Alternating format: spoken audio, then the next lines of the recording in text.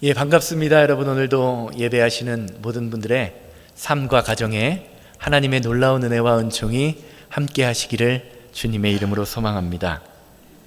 인간은 망각의 동물입니다. 태어나면서부터 수많은 것을 경험하고 이야기하고 살아가지만 우리는 대부분의 것들을 기억하지 못합니다. 과학적으로는요, 새로운 뇌세포가 생겨나면서 과거에 있었던 뇌세포, 그것이 사라지면서 과거에 있었던 기억을 지워버리는 것이다 라고 과학자들은 이야기합니다.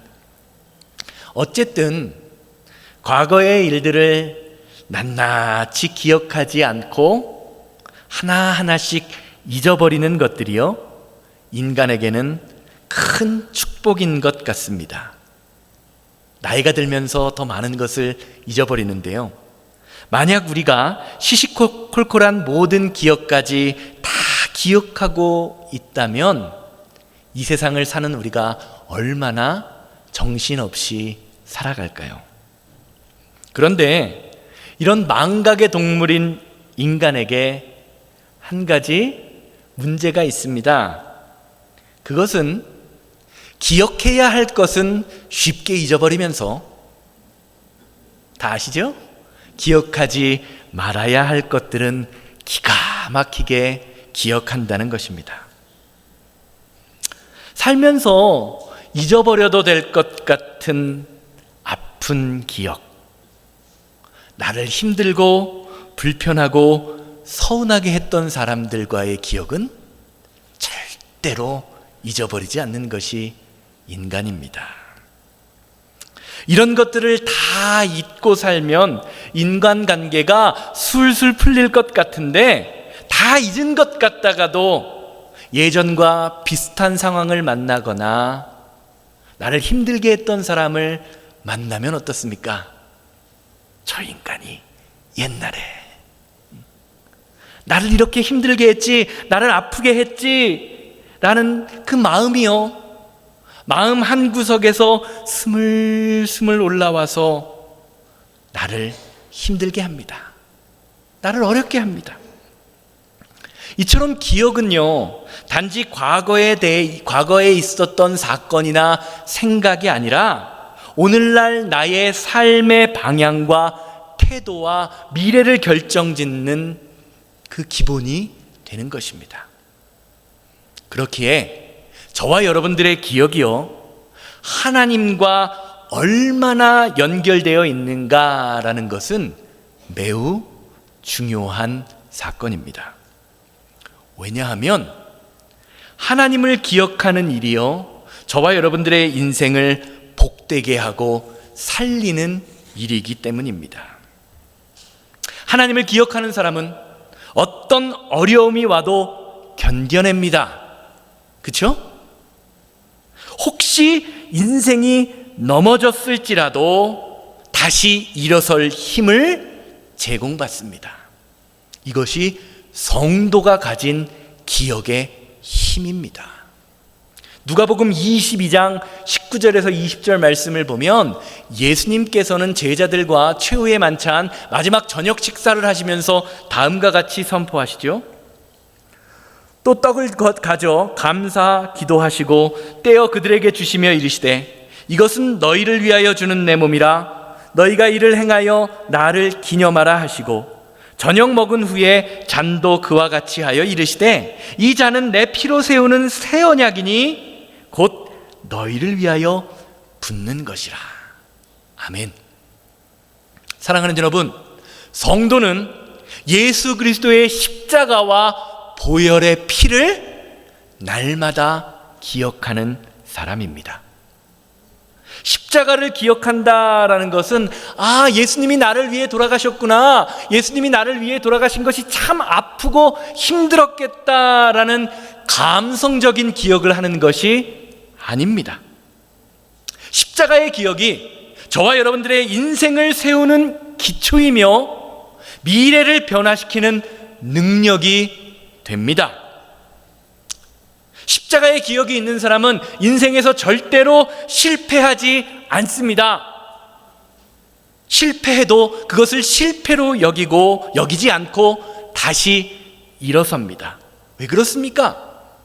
예수 그리스도께서 십자가를 통하여 사망 권세, 세상 권세를 이기시고 죽음의 십자가를 생명의 십자가로 바꾸셨음을 고백하기 때문입니다. 저와 여러분들의 삶에 이 십자가의 기억이 있어야 합니다.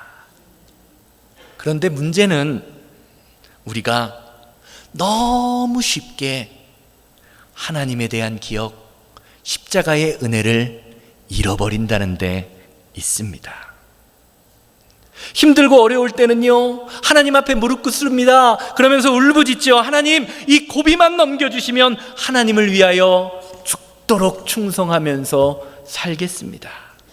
내 사업장, 내 가정, 내 건강을 통하여 하나님께 영광을 돌리면서 살겠습니다 라고 기도하지만 막상 하나님의 문제로 그것들이 해결되면 언제 그랬냐는 듯이 하나님을 향한 기억과 열정이 사라져버립니다. 여러분 어떠세요? 나에게 또 우리 교회에, 가정에 이 모든 지난 일들을 생각할 때에 하나님에 대한 기억이 얼마나 남아 있으십니까? 오늘 본문 말씀에 나오는 이스라엘 백성들도 마찬가지입니다. 이스라엘 백성들은요, 출애굽하는 40년이라는 시간 동안 엄청난 기적을 경험한 민족들입니다. 홍해를 가르셨던 하나님, 만나를 내리시는 하나님, 반석 돌에서 샘이 터져나오게 하시는 하나님의 능력을 경험했습니다. 오죽하면 40년, 이스라엘 백성들의 40년 출애굽 기간 동안 이스라엘 백성들의 옷과 신발이 헤어지지 않았다라고 성경은 증거합니다. 이렇게 많은 하나님의 능력과 은혜를 경험했지만 시간이 지나자 이스라엘 백성들의 기억은 희미해집니다. 그래서 성경을 보면요, 40년 출애굽 동안에 그들의 삶은요, 언제나 불평과 두려움에 사로잡힌 삶을 살게 됩니다. 그래서 하나님께서는 이스라엘 백성들이 가나안 땅에 첫 발을 내딛는 그날 하나님을 기억하기 위한 분명한 표지를 세우라고 명령하십니다. 바로 오늘 본문 말씀에 나오는 길갈이라는 곳에 세운 12돌입니다. 4절에서 7절 말씀 보세요. 여호수아가 이스라엘 자손 중에서 각 지파에 한 사람씩 준비한 그 12사람을 불러 그들에게 이르되 요단 가운데로 들어가 너희 하나님 여호와의 궤 앞으로 가서 이스라엘 자손들의 지파 수대로 각기 돌 한 개씩 가져다가 어깨에 매라. 이것이 너희 중에 표징이 되리니 후일에 너희 자손들이 물어 이르되 이 돌들이 무슨 뜻이냐 하거든 그들에게 이르기를 요단물이 여호와의 언약궤 앞에서 끊어졌나니 곧 언약궤가 요단을 건널 때에 요단물이 끊어졌으므로 이 돌들이 이스라엘 자손에게 영원히 기념이 되리라 하라 하니라. 아멘. 오늘 본문 말씀에 나오는 길갈의 12돌은 단순한 기념품이 아닙니다. 그것은 하나님이 이스라엘 백성들에게 베푸신 은혜를 잊지 않기 위하여 이스라엘 백성들과 다음 세대들에게 전해주기 위한 하나님을 기억하는 그런 하나님의 뜻이 담긴 메시지였습니다. 왜 그렇습니까? 하나님에 대한 그들의 기억이 그들의 인생을 세워갈 것이고 가나안 땅에서 만나게 되는 수많은 위기와 어려움 속에서 그 기억이 그들의 인생을 지켜주고 세워줄 것이기 때문입니다. 그래서 기억하라고 말씀하십니다. 그런데 도대체 길갈의 12돌이 무엇이길래 하나님은 그것을 기억하라고 말씀하실까요? 1절에서 3절 말씀 보면 그것이 나오죠. 그 모든 백성이 요단을 건너가기를 마침에 여호와께서 여호수아에게 말씀하여 이르시되 백성의 각 지파에 한 사람씩 12사람을 택하고 그들에게 명령하여 이르기를 요단 가운데에서 제사장들의 발이 굳게 선 그곳에서 돌 12를 택하여 그것을 가져다가 오늘 밤 너희가 유숙할 그곳에 두게 하라 하시니라. 하나님께서는 이스라엘 12지파에서 한 사람씩 뽑아서 대표를 세워 요단강 근처에서 돌을 한 개씩 가져다가 요단강을 건넌 그 사건을 기념하라라고 말씀하십니다. 요단강을 건넌다라는 것은 그저 별 볼 일 없는 우리 인생에서 일어나는 어떤 특별한 한 사건을 이야기하는 것이 아닙니다. 하나님의 백성이 하나님이 예비하신 그 가나안 땅에 첫 발을 내딛는 기념비 같은 사건입니다.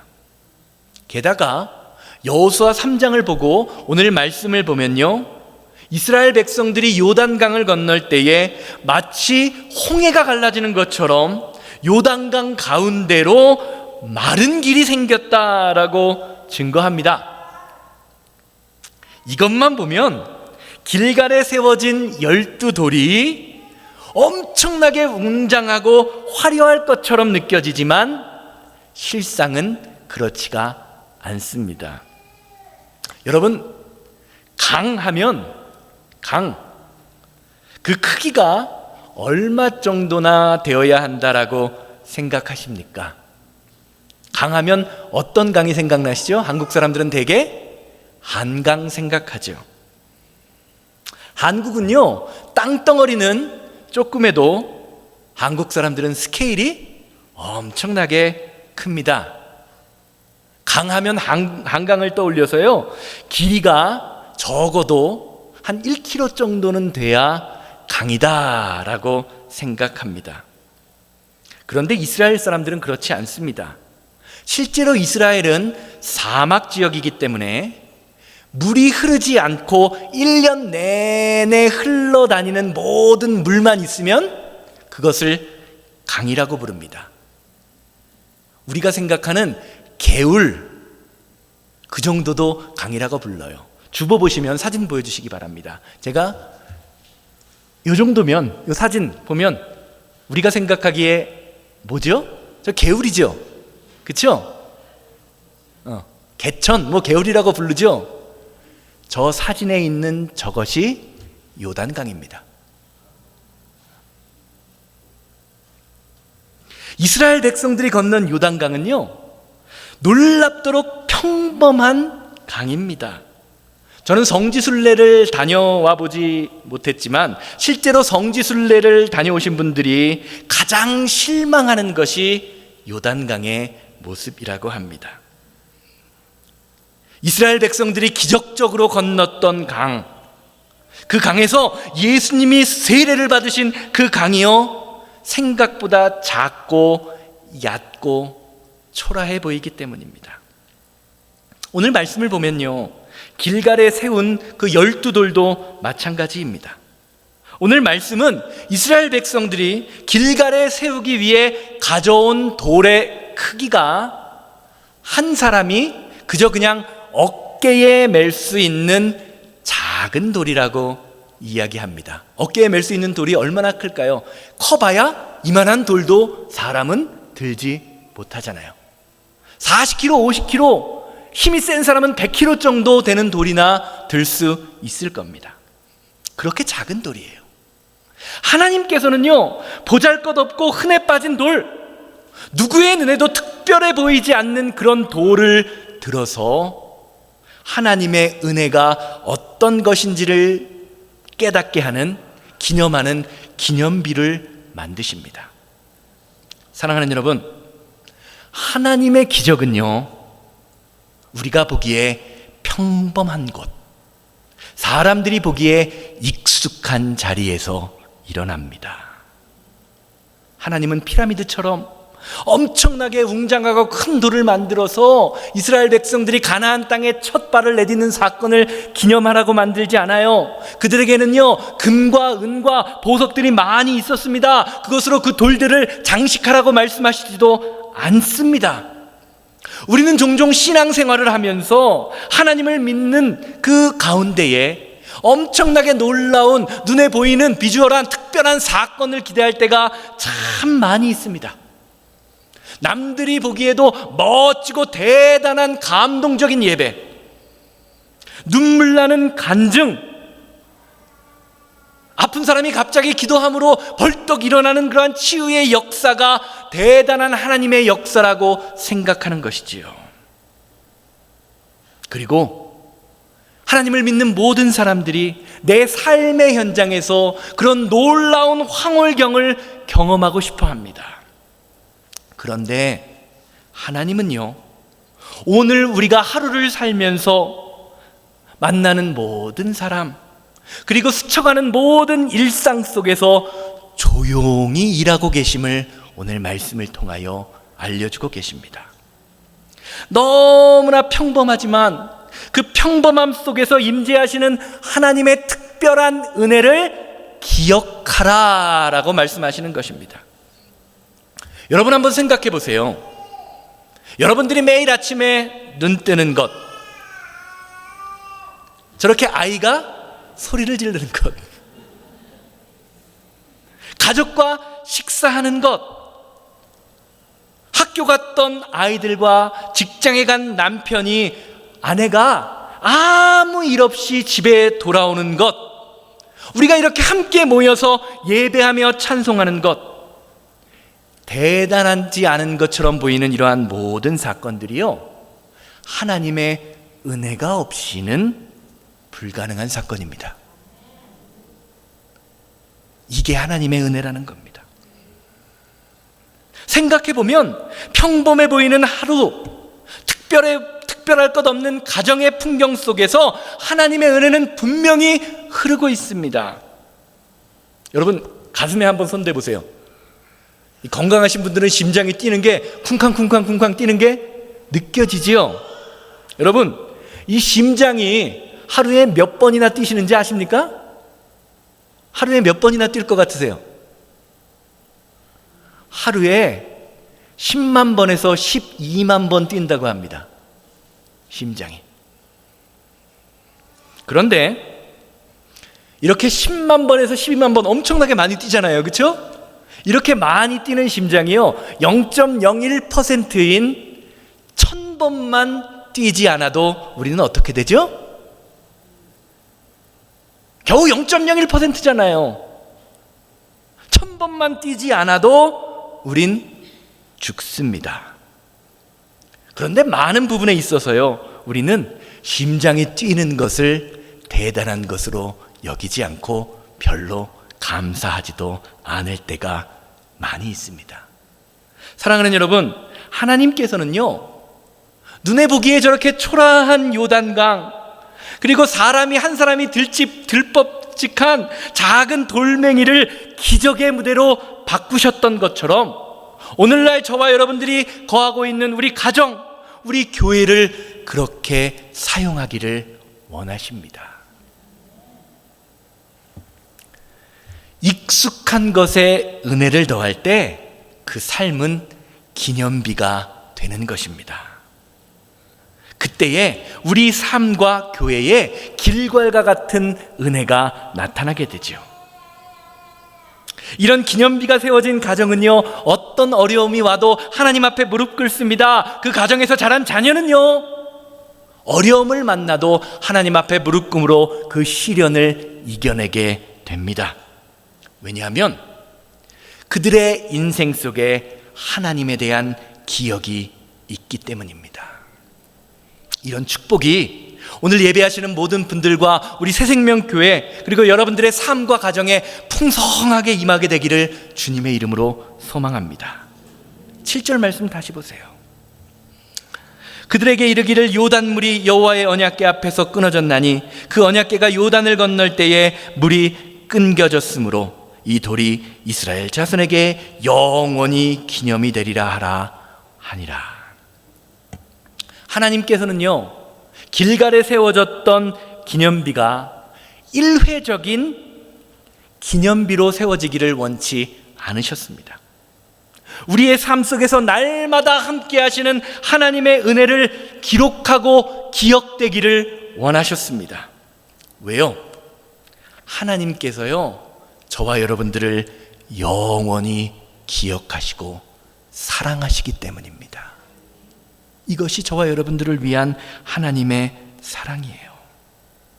이사야 49장 14절에서 15절, 이사야 49장 14절에서 15절 말씀 보세요. 오직 시온이 이르기를 여호와께서 나를 버리시며 주께서 나를 잊으셨다 하거니와 여인이 어찌 그 젖먹는 자식을 잊겠으며 자기 태에서 난 아들을 긍휼히 여기지 않겠느냐. 그들은 혹시 잊을지라도 나는 너를 잊지 아니할 것이라. 여러분들 대부분 다 부모님들이신데요, 여러분 부모님께서 자녀 나이가 40, 50 되었다고 해서 걱정하세요, 안 하세요? 사실은 부모가 자녀를 걱정해야 될 나이가 되어도요, 부모님들은 자식을 걱정합니다. 한 순간도 잊지 않으세요. 부모는 자식을 잊을 수 있습니까, 없습니까? 여기 자녀 잊고 사시는 분들 있으십니까? 없습니다. 저도 부모가 되어 보니까요, 부모님의 마음을 조금이나마 이해할 것 같습니다. 부모님은 늘 자식 걱정입니다.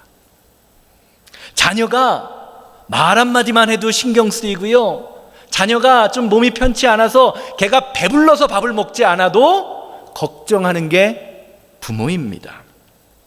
그런데 이렇게 사랑하는 부모가요, 사랑하는 자녀를 잊을 때가 있습니다. 제가 경험해 보았습니다.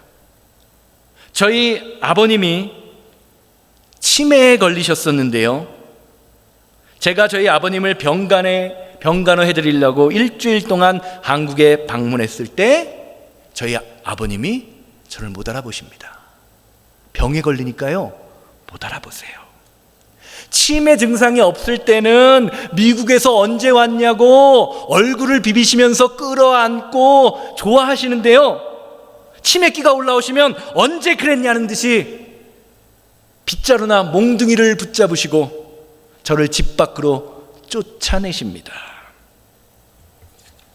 제가 일주일 동안 한국에 방문했는데 12월 달이었거든요.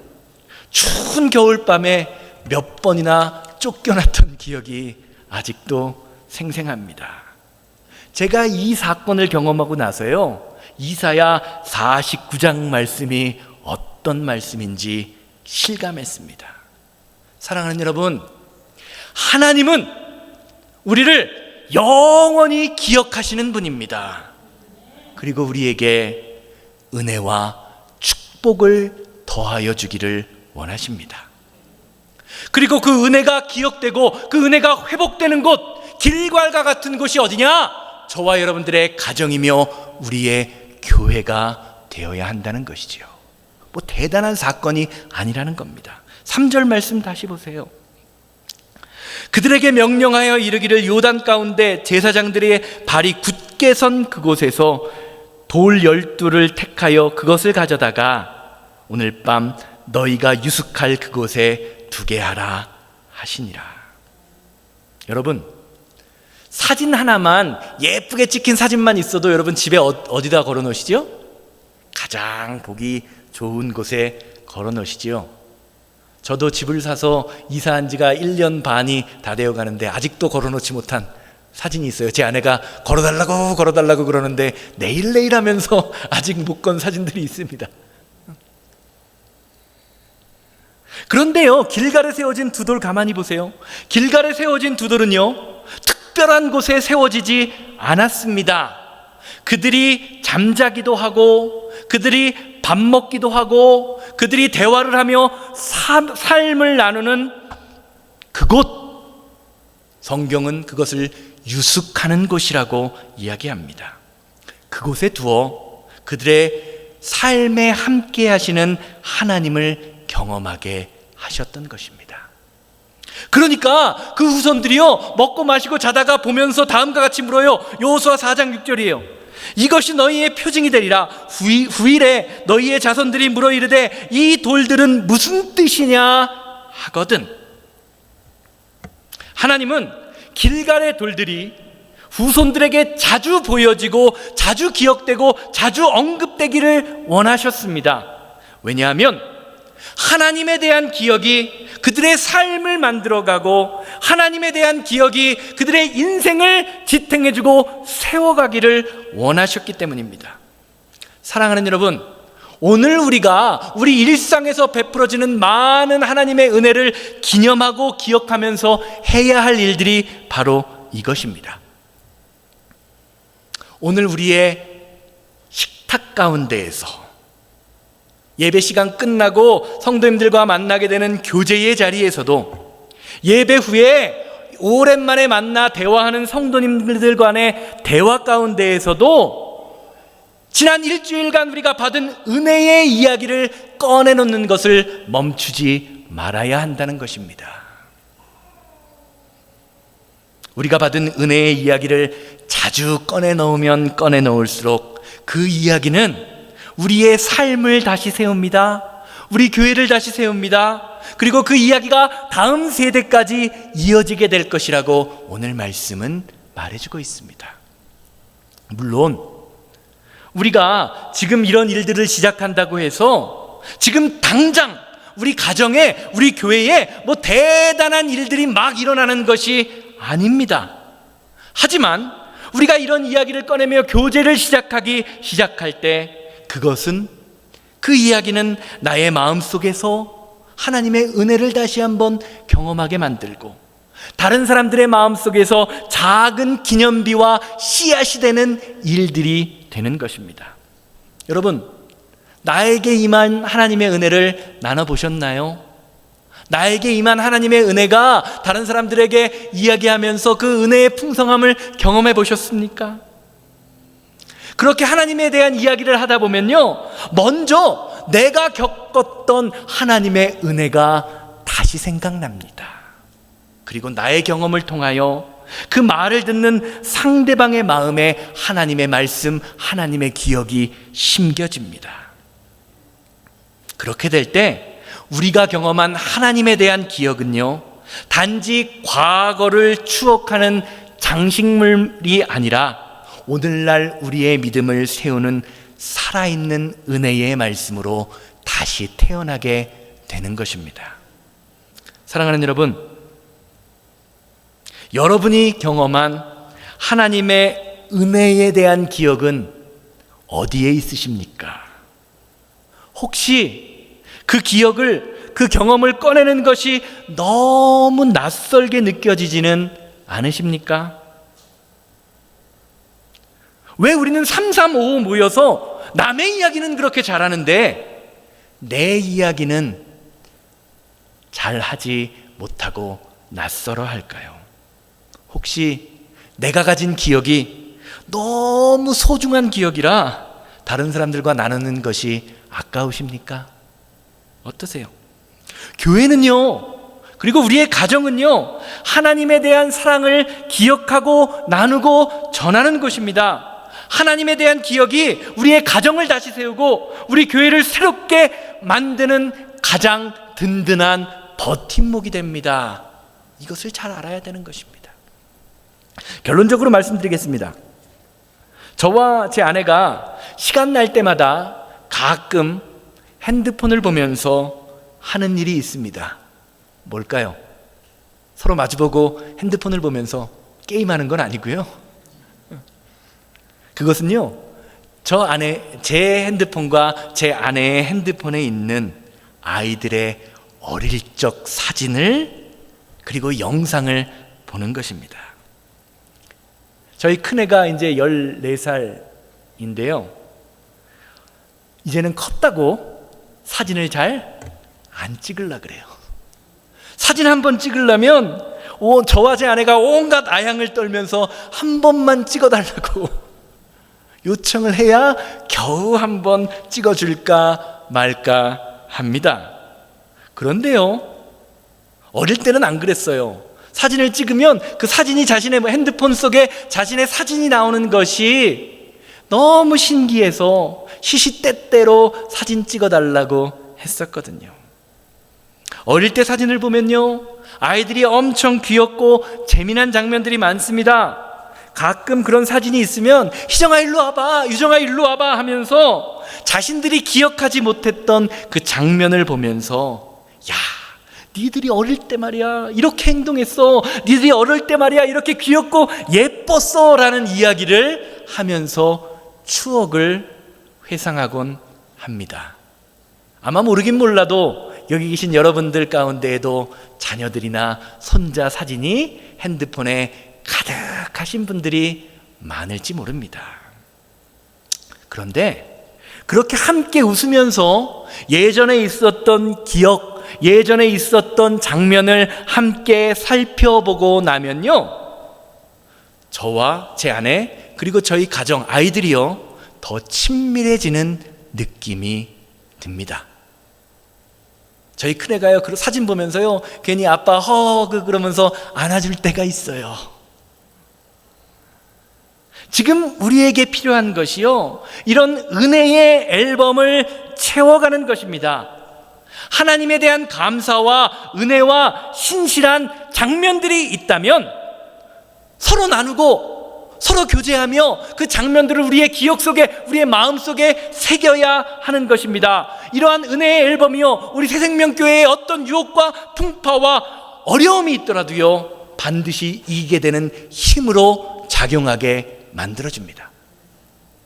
우리 새생명교회 성도님들이요, 제가 목회한 지 4년 됐는데 늘 만날 때마다 종종 하시는 말씀이 있어요. 우리 새생명교회는 평소에는 약해 보여도 문제가 생기면 똘똘 뭉쳐서 기도합니다 라고 말씀하십니다. 맞습니다. 그것이 지금까지 새생명교회를 지탱해온 힘일지도 모릅니다. 그런데 진짜 실력은요, 문제가 생기기 전에 기도하는 겁니다. 그러면요 문제가 될 것을 문제로 만들지 않고 넘어가는 힘이 생기는 것입니다. 이런 힘은요 그냥 이루어지지 않습니다. 새생명교회 성도님들 한 사람 한 사람의 깊은 교제와 나눔의 훈련이 우리 안에 일어날 때에 우리 안에 역사하시는 하나님의 생명이 발견되고, 그 생명이 발견됨으로 우리의 인생이 세워지는 믿음의 역사가 우리 가운데 드러나는 것입니다. 문제가 생겼을 때 문제를 여기지 않고 문제를 넘기는 교회, 그 교회가 새생명교회가 되기를 주님의 이름으로 소망합니다.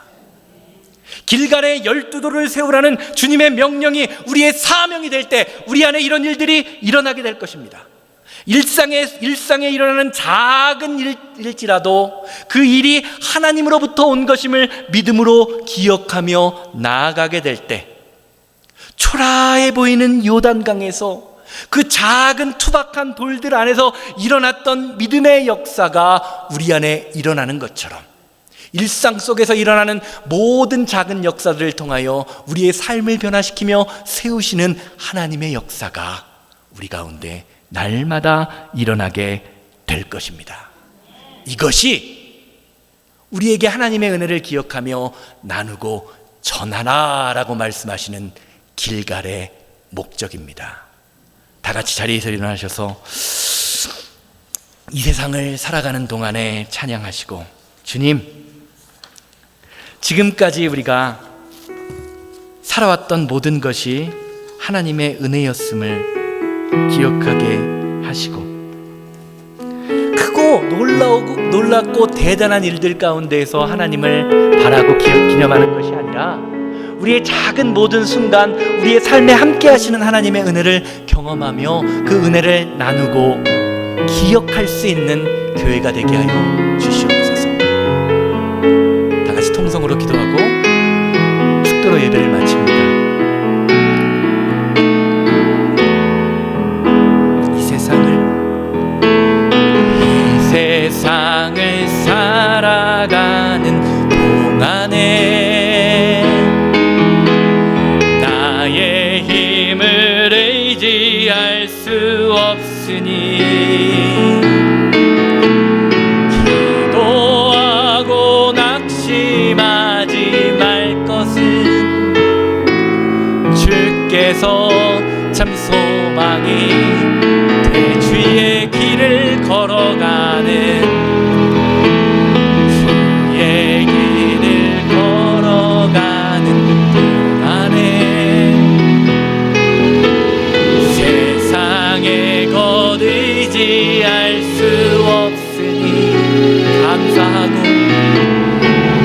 감사하고 낙심하지 말 것은 주께서 참 기쁨이 되심. 이 하나님의 꿈이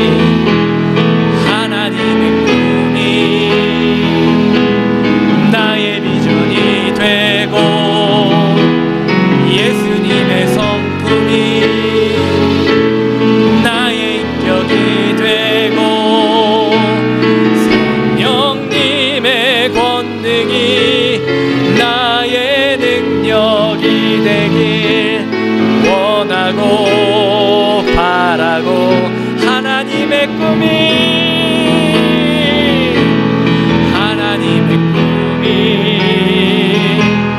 나의 비전이 되고 예수님의 성품이 나의 인격이 되고 성령님의 권능이 나의 능력이 되길 원하고 바라고. 주여 한번 외치고 우리 다 함께 통성으로 기도합니다. 주여, 자비롭고 거룩하신 하나님, 은혜와 사랑을 감사합니다. 아버지, 우리가 평범한 일상 속에서 우리와 함께 하시는 하나님, 우리를 인도하시는 하나님, 우리를 지키시는 하나님을 경험하며 살아갈 수 있도록 주님 인도하고 역사하여 주시옵소서. 특별한 것이 하나님의 은혜가 아니라 날마다 우리가 가정에서 함께 식구들과 함께 밥 먹으며 대화하고 이렇게 예배하며 아버지 하나님의 이야기를 할 수 있다는 이 자체가 하나님의 은혜요, 하나님의 능력임을 믿음으로 고백하고 깨닫게 하셔서 아버지 하나님이 우리에게 하시는 모든 것들이 하나님의 능력됨을, 하나님의 은혜됨을 경험할 수 있도록 주님 인도하고 역사하여 주시옵소서. 주님이 우리를 불러주시지 않았으면 우리가 하나님과 함께 할 수 없음을 믿음으로 고백하게 하셔서 예수 그리스도의 그 축복과 예수 그리스도의 그 은혜와 예수 그리스도의 사랑으로 아버지 하나님 거듭나는 믿음의 시간이 될 수 있도록 하나님 인도하고 역사하여 주시옵소서. 하나님, 일상 가운데에서 날마다 숨쉬고 밥 먹고 사랑하는 사람들과 만나 대화하는 모든 순간이 하나님에 대한 기억을 나누고 기념할 수 있는, 기억할 수 있는 시간이 되게 하심을 감사를 드립니다. 그 모든 기억이 우리의 아픔과 상처를 치유하는 그 치유가 됨을 믿음으로 깨닫게 하셔서 우리 성도님들 삶이, 우리 성도님들이 함께 속한 속회와 가정과 교회와 사업장이 일상 하루하루의 삶을 감사하는 믿음의 시간이 될 수 있도록 하나님 우리를 붙잡아 주시고 인도하여 주시옵소서. 이제는 우리 주 예수 그리스도의 은혜와 아버지 하나님의 거룩하심과 성령님의 감화감동 역사하심이 예배를 마치고 삶의 자리로 돌아가 일상의 삶 속에서 우리와 함께 하시는 하나님을 나누고 섬기고 기념하기 원하는 우리 성도님들의 삶과 가정과 사업장, 만나는 모든 사람들 위해 이제로부터 영원토록 함께 있을지어다. 아멘.